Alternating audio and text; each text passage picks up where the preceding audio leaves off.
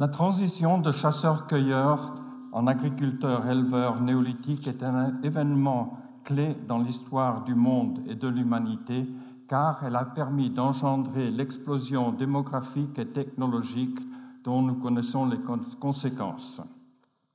Voulant comprendre le pourquoi et le comment de cette transition en Europe, j'ai choisi une ère extensive que j'ai divisée en 24 régions et étudié 700 sites.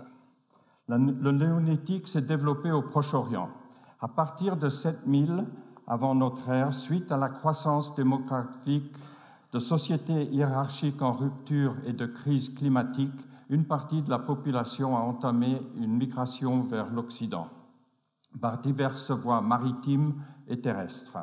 Vers cette même date, les premiers colonisateurs pleinement néolithiques sont arrivés en Crète, bien qu'il y ait eu des signes avant-coureurs en mer Égée où des navigateurs proche-orientaux se sont installés sur des îles important des cochons en voie de domestication, puis des chèvres qui y sont toujours.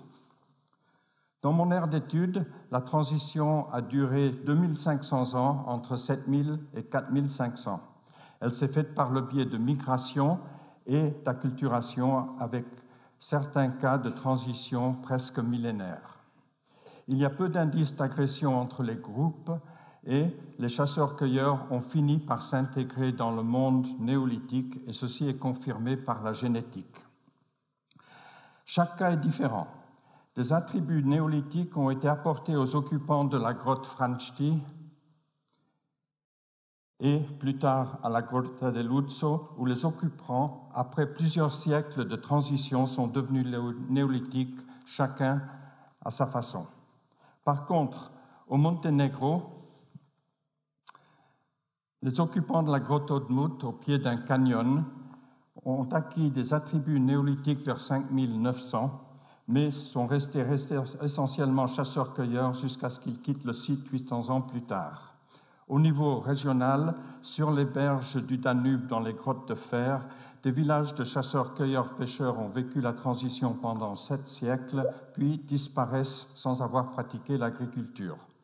Plus au nord, les chasseurs-cueilleurs se sont intégrés aux colonisateurs néolithiques pour créer la culture du rubané, qui est parti à la conquête des plaines au nord des Alpes à partir de 5300.